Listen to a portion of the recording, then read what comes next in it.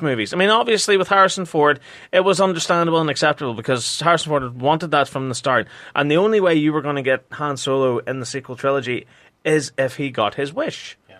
And that was perfectly okay. But then to go and kill off Luke Skywalker. I know. And the way they did it as well. Yeah. Like, it's not the fact that Luke Skywalker went out in a blaze of glory. He went out taunting a kid. I know. Yeah. No, it's true. I mean, you know, I don't know. I think Kathleen Kennedy. You can't argue with the fact. You can't argue the fact that she is a great producer and she's been behind some of the biggest movies in our childhoods and our adulthoods as well. But I just think with Star Wars, I don't know whether she got cocky or whatever. It just the wheels came off a wee bit. No, 100%. And hopefully she can rein it in. Well, hopefully she can indeed, yes. But I think something that kind of irked me was if you had this idea that you were going to make Star Wars Episodes 7, 8, and 9, you were working on a new trilogy of movies, and you wanted each one to be directed by a different guy, because originally wasn't Episode 9 supposed to be Colin Trevorrow? Yes. He was going to do it. So here's what you do on paper. If I'm Kathleen Kennedy, the reason Colin Trevorrow apparently was fired or got rid of is because he took issue with Rian Johnson killing Luke Skywalker, because Luke Skywalker was a big part of what he wanted to do with that. Apparently that's why they got, because he said no, you can't kill Luke Skywalker, and that was pretty much. Now, apparently bye bye. This, that, and the other, and there's other things, but at the core of it, apparently that's what happened. Yeah. Well, I think a big issue, like if I were Kathleen Kennedy in my world, wherever I'm, super genius, producer, millionaire Kathleen Kennedy, what I would do is I would sit down and go, okay, we're making a new trilogy of Star Wars movies. We need a cohesive beginning, middle, and end. And if we're going to have our 3 different directors, we hire our 3 directors now. Yep. We get the 3 of them together in a room with Lawrence Kasdan, with whoever it is that they want to write their movies, and the 3 of them brainstorm a beginning, a middle, and an end. And they stick to it. They go off, they write their scripts, they know exactly where to leave the characters off at the end of Episode 7 and 8, and they know what their resolution is in Episode 9. And then the other 2 that are making 8 and 9 go off, and they direct whatever else it is that they wanted to direct, or whatever projects they had lined up. J.J. Abrams makes Episode 7. He's done. He hands the keys of the kingdom over to Rian Johnson, who knows exactly where he's picking up the story and where he's leaving it off. He makes Episode 8. Same thing for Colin Trevorrow for Episode 9. Boom, there you go. A full cohesive story, beginning, middle, and end, sorted, done. Because movies aren't made the way that they were made, even with the prequel trilogy or with the original trilogy anymore, where you made one movie and that was it, and if you were lucky, the studio asked you to make another one. Now movies are being made to mimic the style of what Marvel are doing with the Marvel Cinematic Universe, where you have to set things up for a sequel because it's greenlit. You know that Star Wars Episode 8 is coming. You know that Star Wars Episode 9 is coming. So prepare it for that. Yep. Don't wing it. Don't go, okay, well, that's where the characters are left off at Episode 7. What can we do with them now? But on top of that as well, if you look at, she got rid of Garth Edwards, who was making Rogue One, and apparently that movie was extensively reshot. Then she got rid of Lord and Miller, who were making Solo, and then that movie was extensively, even more so. Apparently they literally made a second movie. Well, they had to, yeah, otherwise Ron Howard wouldn't get the director credit. Yeah, so, to me, there just seems to be a lot of things. While I'm not annoyed that she's back, I really hope that somebody has sat down and said to her, look, Kathleen, here's the story. You took over this in 2012. The Force Awakens was really, really good. Then there was that catastrophe with Rogue One. The Last Jedi was not well received, and Solo just fell apart at the box office.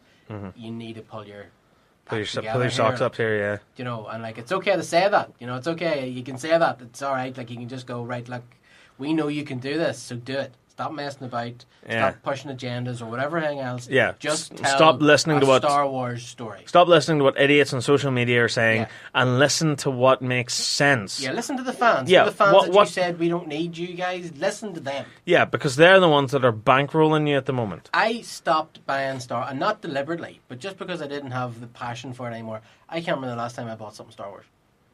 Funny you mention it, neither can I. And I again, it's not because of agendas or I love the movies. I'm a big fan. I can't remember the last time I felt impassioned enough to go, I need to buy that figure. I need that collectible. I need that mug. I need Yeah. No, haven't had that in. But I mean, it's interesting in its way because wasn't it Bob Iger that came out there recently and said that maybe there is an oversaturation and we're going to make less movies per year. He has said that. He said that we're going to pull back. Do you reckon that it is oversaturation? Yes. That just literally Star Wars is everywhere. Every single character, every single droid, every single villain, they've got 6 or 7 different action figures warming pegs on toy shelves as we speak. I honestly think that we have got to breaking point, and not just with Star Wars. I think we've got, like you said earlier on about how you're not excited for Into the Spider-Verse. Yeah. And we've been so harsh on Venom and everything else. I think we've just got to the point now where we have so many superhero properties. You know, like, people are saying they don't like the look of Titans. I think Titans looks really good, but people are saying we don't like the look of it because the Arrowverse seem to be doing it better, or it's not as good as what Netflix are doing, or it's not as good. You know, and I think it's just now that we have so many things to compare. We're spoiled for choice. There's no, like, you imagine years ago just having the Titans series. Yeah. You'd be like, this is amazing. This is a Teen Titans because live-action TV series. There's nothing else to compare it to. Because there was nothing else to compare it to. And, you know, like, I'm not going to... We're at a point now where we're talking about maybe not even bothering going to see Venom. Yeah. Whereas 10 years ago, if somebody had said they're making a Venom movie, you'd be like, can I pre-book my tickets? Because I am going to see that, no matter how bad it is. But then again, with that also comes the pressure on the studios to up their game. Yes. Because, I mean, for all the fanboys out there that are shouting and screaming and tearing each other in half in comment sections across the internet, there are fans out there that are going, oh man, I can't wait to see this moment in the movie, or I really hope they do this scene from the comics and they do it perfectly and they do it really well. And it's so sad that studios don't feel the need to listen to that angle of criticism. Yeah. They're not listening to that because they're listening to the ones that are shouting the loudest, going, I don't want to see this because it's terrible. Yeah. They're not listening to the why behind it. Yeah. You know, and it's very, very sad in its way. I mean, it's the same thing with the Terminator movies now as well. Like, I remember a peaceful time, where all there was Terminator 1 and 2. Yeah. And they were both fantastic movies in their own way. And then we heard that they were making Terminator 3. And we went, oh my God, they're turning it into a trilogy. This is fantastic. Yeah. I can't wait. And then it came out and everyone was like, it wasn't great, but it didn't get hit. Yeah. Like, people still watched it and went, it was kind of fun and dumb and stuff, but it was still nice to see another Terminator movie. What so many people said about Terminator 3 was, it's not a great movie, but oh my God, the ending is so good.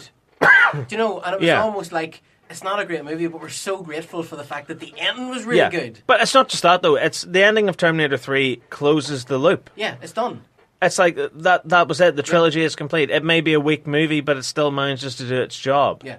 But whereas now we've got things like Terminator Salvation, we had the Sarah Connor Chronicles, we had Terminator Genesis, which was a wonderful mess. Yeah. Wonderful mess. It was a disaster. It was, yeah. I mean, I remember walking out of the cinema thinking, that was pretty good. Like, the first half of it was all right. You see, I saw it as a triple bill. Yeah, same here, Terminator 2 and then it. And I think you're on such a high after having seen Terminator and Terminator 2. You're like, this is actually pretty good. And then afterwards you're like, no, it's... Yeah. Jesus, it's really bad. It's what the hell was that second half? Yeah. You know? And then now James Cameron and the guy that directed the first Deadpool, Tim Miller, like they're making a new Terminator movie as well, and it's like, we've got a gluttony of Terminator products at the moment. Like, just leave it be. It's like, whenever... I remember going to see Batman and Robin in the cinema, right? And it's oh my God, it's probably the worst comic book movie ever made. It's a disaster. It's a terrible, terrible travesty of a movie, right? But the bit in it where Batman turns around to Robin and he said, this is why Superman works alone. I remember at the time going, oh my God, Superman exists in this universe, yeah. And that line alone nearly made the movie worth it. You know, it was like, your mind was like, oh, what is Superman like in that universe? Is it Nicolas Cage? Yeah, it is Nicolas Cage, yeah. You know? And then I remember, and then compare that to, fast forward, whatever it was, 20 years or whatever it is, when the Black Panther trailer, I'm only using that for an example because it's a conversation that I actually had with somebody and it's nothing to do with Black Panther. But when the trailer for that came out, everybody was like, and funny, Connor, he was on the night reviewing Venom, he's like, the trailer's really, really good, like the bit where this happens, and I was like, yeah, but that bit was in Civil War. And he's like, the bit where this happened, I was like, yeah, but they did that in Ant-Man. Yeah. The bit where that happened, I was like, yeah, but Spider-Man did that, and and I just feel now like, where do we go next? What's going to be the next movie that makes you go, oh wow, I've never seen anything like that before? Well, see, I think we're at the stage where all sorts of entertainment is stagnant. Yeah. I mean, there are certain things that are rising above and beyond. There are certain comic books out there that I think this is fantastic. The artwork is incredible. Yeah. Same thing with certain TV shows and dramas and what have you. But for the superhero genre, for the nerdy sort of sci-fi culture, we've almost got to the stage where we've reached its pinnacle. We have fracked the mountain. Yeah. It is gone It's now. starting to collapse now. Yeah, Yeah. it's done. Yeah. So if you're trying to squeeze the last bits of juice out of it, it's going to be the same thing that you've been pumping out of it for the last years. Paging Dr. Freud, do you think that this is why we have so much hatred and vitriol online? Do you think it's because all these guys, not all of them obviously, but a large percentage of them, and you get caught up in this stuff sometimes as well. I don't mean with each other, but you get drawn in sometimes and you're like, I need to write on this. Why this guy's an idiot. Constantly. But do you think it's because the fans have got to the point now where they're so jaded that they're angry, that it's like, this movie didn't do it for me because they may not make this connection, but it's because I don't know what I needed it to be. Well, do you know what? It's sort of the equivalent of being an alcoholic, isn't it? Yeah. Where, like, the first time you drink a beer, you're like, this is so awesome. Yeah. And then you have another one because you're trying to recapture that feeling of the first beer you had. High, basically. Yeah. And you keep drinking and drinking and drinking, and you destroy your liver, you become an alcoholic, you ruin your body and your life because you're chasing the rainbow. You're chasing that original first hit that you got. And I think that's, like you're saying it in all aspects of society. It is an addiction. We live in a society of excess in everything. Yeah. And I honestly think, because I don't remember the last movie I was really excited for. And I used to be excited for movies a lot. Yeah. I consider myself a pretty hardcore movie fan. Now I'm just like, I'm not really excited about anything. Yeah, but I mean, it's also a two-sided coin, isn't it? Because again, it is because of oversaturation, but it's also because we've got a saturation now of movies and games and TV shows and whatever that's just so very bland. Mm-hmm. It's so very straight down the middle. I mean, me and Anthony, we just ploughed through the James Bond movies, and to be honest with you, the Daniel Craig ones, there are some standouts. Like Casino Royale, I think is an excellent movie. Yeah. Skyfall, I thought was pretty good. Yeah, I like Skyfall. But I don't want to watch those if given the choice between those or a Pierce Brosnan Bond movie or a Roger Moore movie, where it was mental and it was bright and it was fun. I mean, for me, GoldenEye, the one with Sean Bean and Famke Janssen, I think that's one of the greatest James Bond movies ever because it embraces everything. The one I love the most is Tomorrow Never Dies. Tomorrow Never Dies is a fantastic movie too, with Terry Hatcher and what do you call him, Jonathan Bryce. That actually might be my favourite Bond movie. Mm-hmm. I absolutely love that movie. I could shoot you from Stuttgart. On still great proper effects. Yeah. Unbelievable. And that movie to me was Stamper. Not so loud, you're fighting my ear. Do you remember the bit where he has the fight and Bond just lifts the ashtray and he just smashes the ashtray across the back guy's head? That was the last time for me that Bond had that swagger.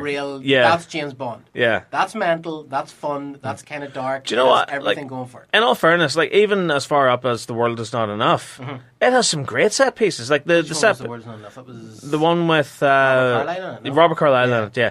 Even that's got some cracking moments in it, like the boat chase on the Thames, even the attack on Robbie Coltrane's Caviar Factory with the helicopters that have the saw blades. Yes, I thought that was an amazing set piece. Mental scene. It was very creative. It was very original. It was something that we hadn't seen on screen before. Yeah, because obviously it was before the invention of CGI and all this stuff was practical. I mean, obviously with the helicopter blades and stuff like that was all CGI, but still it was done.